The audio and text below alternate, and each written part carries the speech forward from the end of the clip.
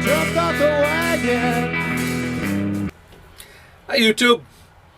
Well, the bus life isn't always sunshine and lollipops. Sometimes when you drive a 20-year-old vehicle, things tend to break now and then.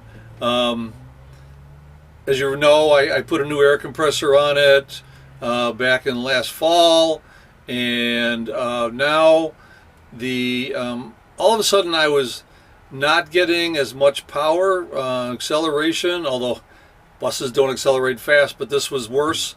Going up hills, it would bog down a little farther, a little worse than it used to. Immediately the first thing you think of is I'm losing power somehow. Now, gasoline engines, you need fuel, air, fire. Gasoline, air, spark plug. Diesels, you only need fuel and air. They work on compression, no spark plug.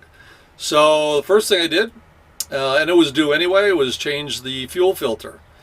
And then that made it a little bit better, but not great.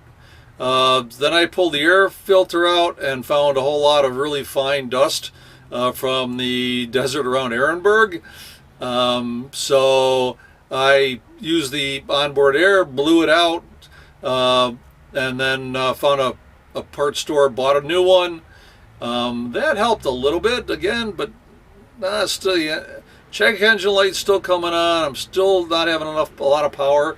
Although sometimes, like this morning, I started up and it's just like it was. All kinds of acceleration power. Little hills didn't bother it. I also noticed, even though I'm a little hard of hearing, I noticed an additional high-pitched whine. So I concluded that it was the turbocharger. Now, check engine light implies that I could read the codes. This is like a first generation one, so it has 6-pin plug, and nobody has those adapters. At least none of the parts stores I've visited. I am going to buy one and a code reader for whatever next time. Anyway, so I narrowed it down to the turbocharger. After all, it's got 240,000 miles on this bus. It's the original turbocharger. It's bound to break down eventually. So I found one online for $240. They sent me the wrong one originally. They sent me the right one now. So I'm going to put it on and I will show you how that's done. And with any luck, knock on wood, this should go relatively smoothly. So let me dig out some tools and we'll get right on it. Okay, so this is the old turbo, obviously. And the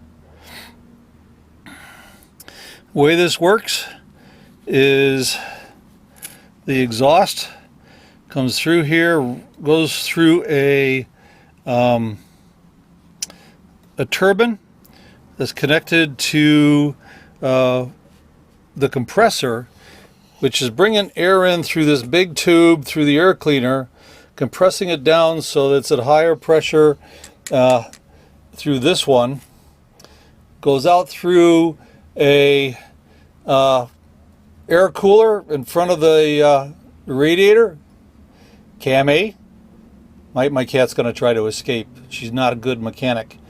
And then it goes over the other tube there down into the engine. So things to keep in mind. There's a couple different kinds of clamps on here. There's this kind right here that's basically just a big hose clamp. And the thing to be careful with is I broke it off. Broke the one that goes here off. I put this on temporarily until I can find another one. It's still a hose clamp, it's just fancy. The other kind is this one here, and I don't know if you can see that there's an inner piece. I'll show you when I get it off. That clamps this piece of metal to that piece of metal. There's one here. There's another one down here where the turbo goes out into the exhaust.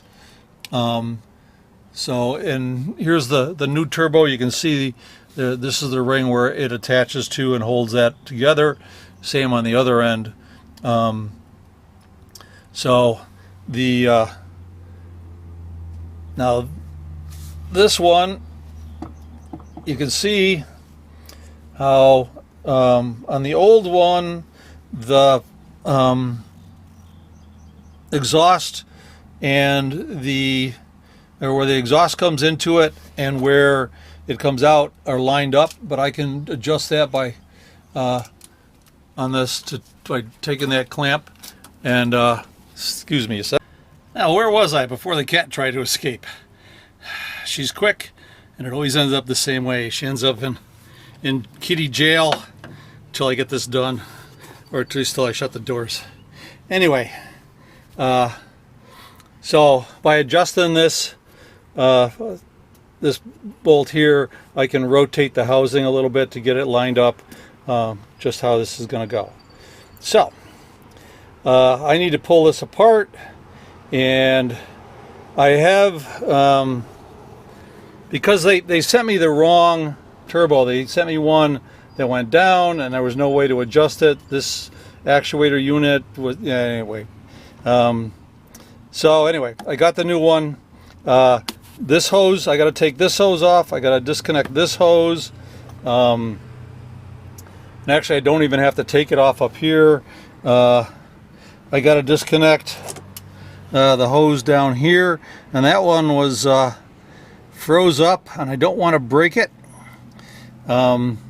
These other ones like this, I can use a regular hose clamp if I have to, but I'm gonna have to throw some heat on that, and then I got to try to get the nuts off of these studs, and that's going to be a job. Like I said, they've been in there for 20 years and been heated up every single time this is started up. So get doing that. The reason these are all nice and these bolts look newer is because they are. They did a new head gasket on it 10 years ago. So anyway, let me start pulling this stuff apart, and I'm going to take it slow and try not to break anything. Knock on wood.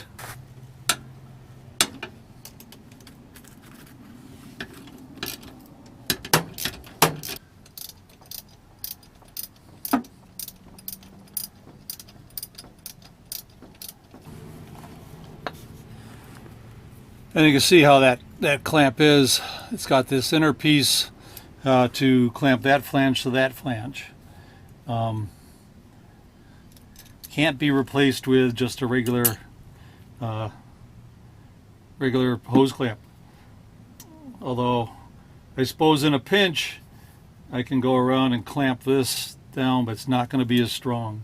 So I'm going to try not to have to do that.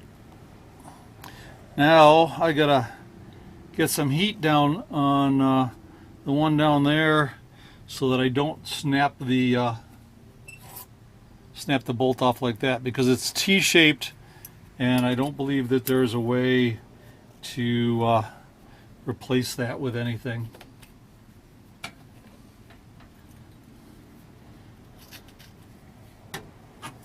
So wish me luck, and I'll let you know how it goes when I come back up for air. Well, that was a little harder. Well, I knew it was going to be hard, but it was a little harder than I expected. Okay, the problem was, or it still is, there's not a whole lot of room. Well, let me show you. I ended up actually taking out the exhaust manifold to be able to get at this. Now imagine this is mounted on the engine. How do you get to this, or this, or you got the block right here? How do you get to the other side? But by pulling the manifold out, I mean, it's only a dozen bolts. Gotta be careful of the gaskets and stuff. But now I can get at these and see them. At least 3 out of 4 are easy to get at. And I can heat them up. They're studs with locking nuts on them, and they've been there 20 years. So what I'm going to do is heat the nuts up, and hopefully that'll let me get it out. Now what I'm using is MAP gas. You can tell I've had this canister for quite a while.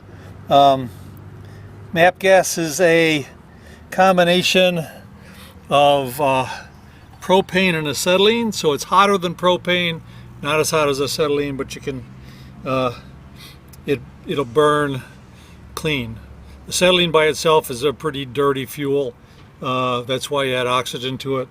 If I had an oxo-acetylene torch, some people call a blue tip wrench, that'll heat these things up cherry red in no time. It's going to take a little longer, but well, let me get to it. Oh yeah, and I'm doing this in a Lowe's parking lot, because that way I could take these nuts in, get brand new nuts, any other bolts, fittings that I need. Hopefully these will come off of these studs and I won't have to replace the studs, because that's a whole nother problem. Alright, let me get to heating these things up.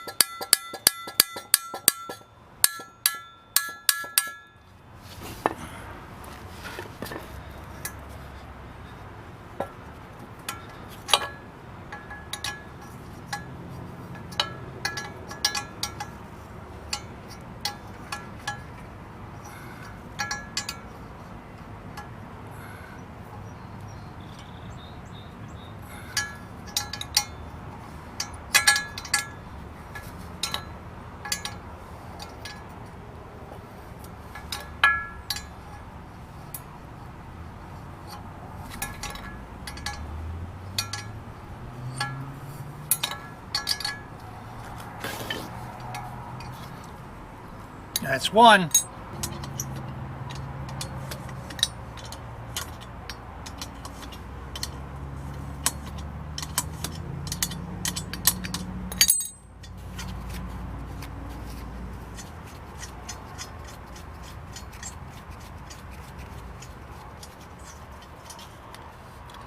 That's number 4.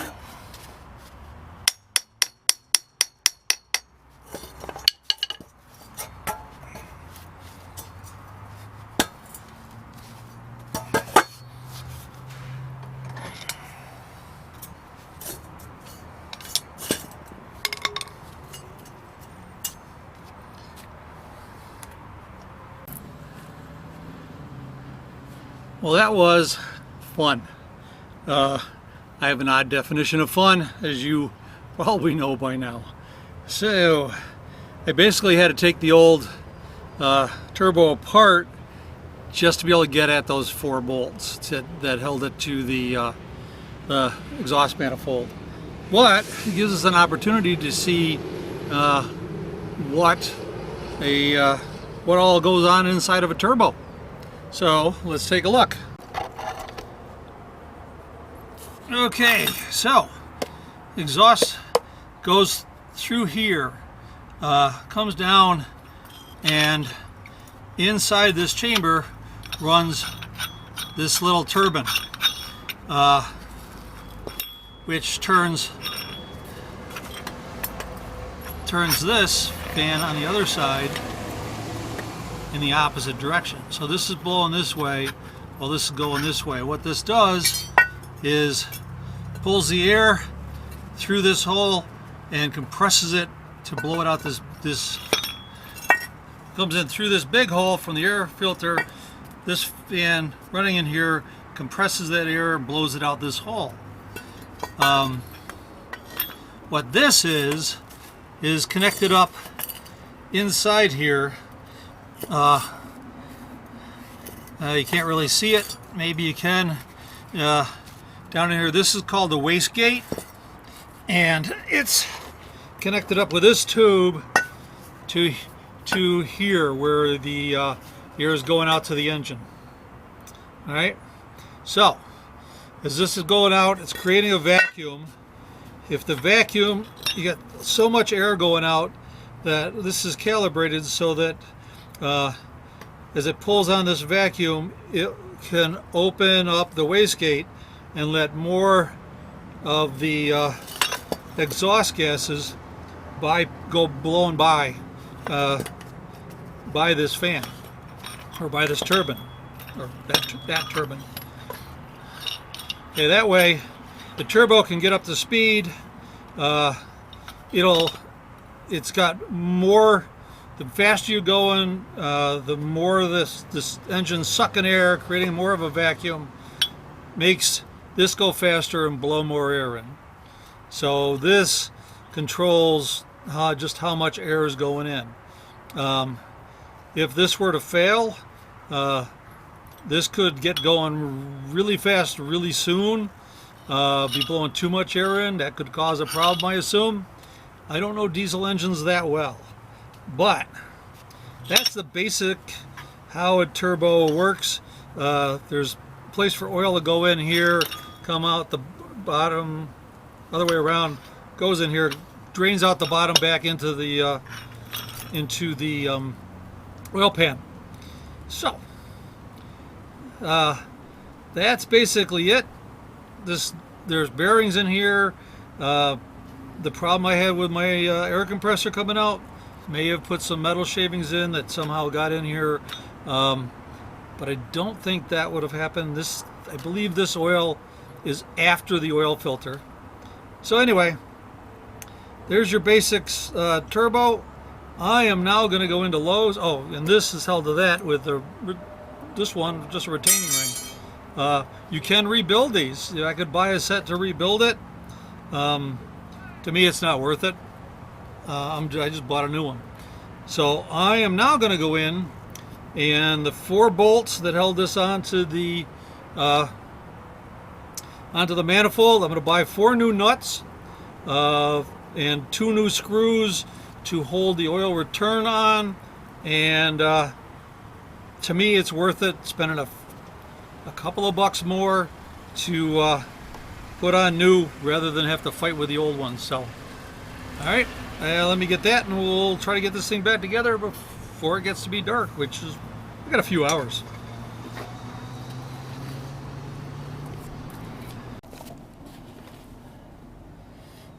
Okay, so I got the new one is attached to the manifold, and I have to get this in there.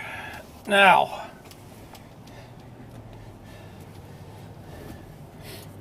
the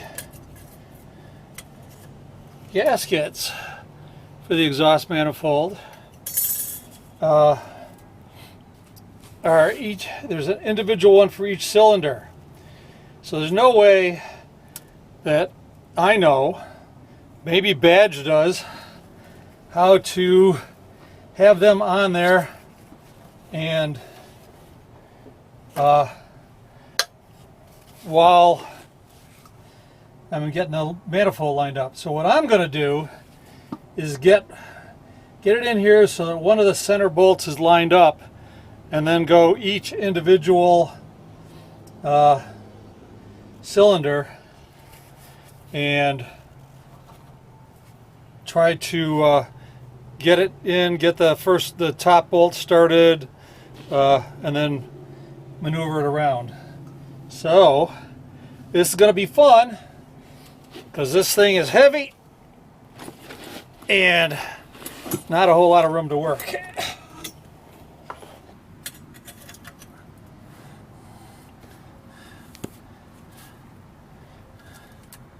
I stick the bolt through the gasket.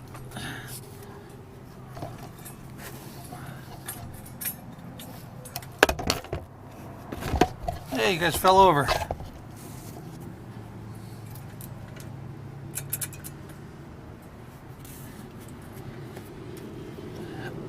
I put the bolt through the gasket, and I should be able to lever this up and get the next one started.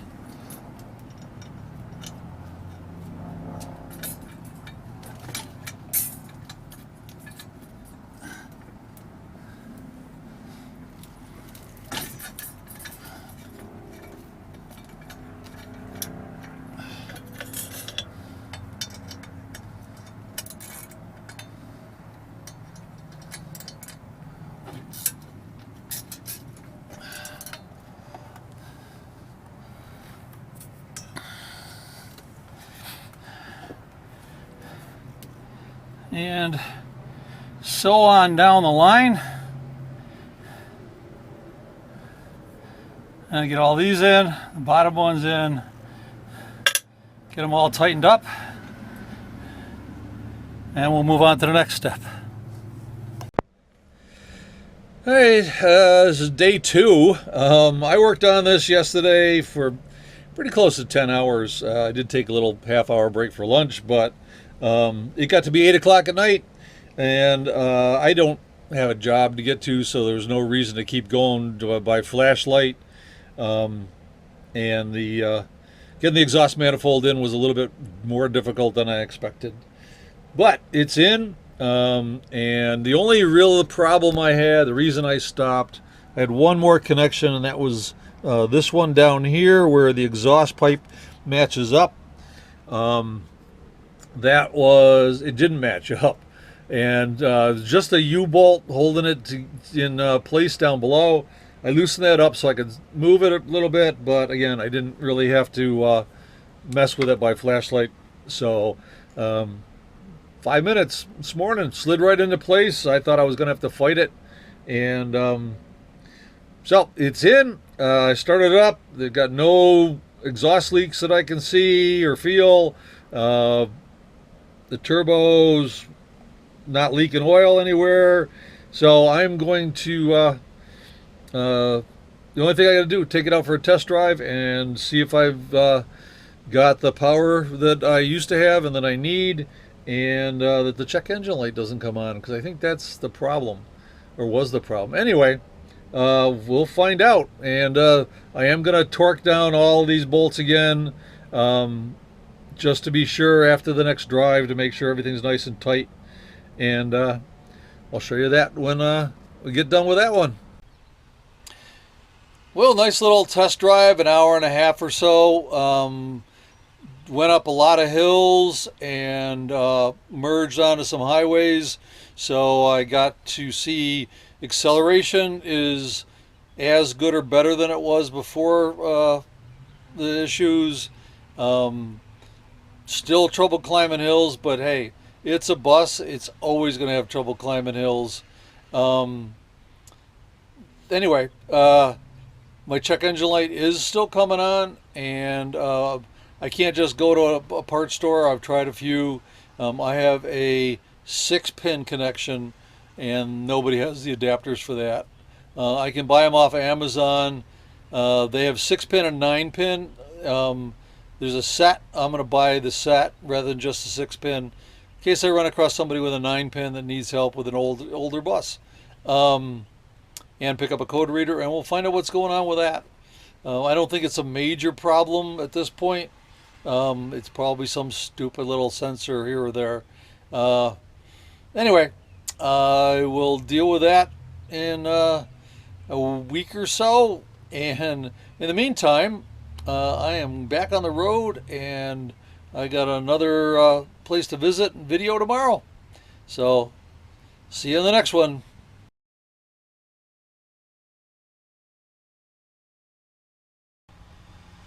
As you may be aware, I have set up a Patreon account.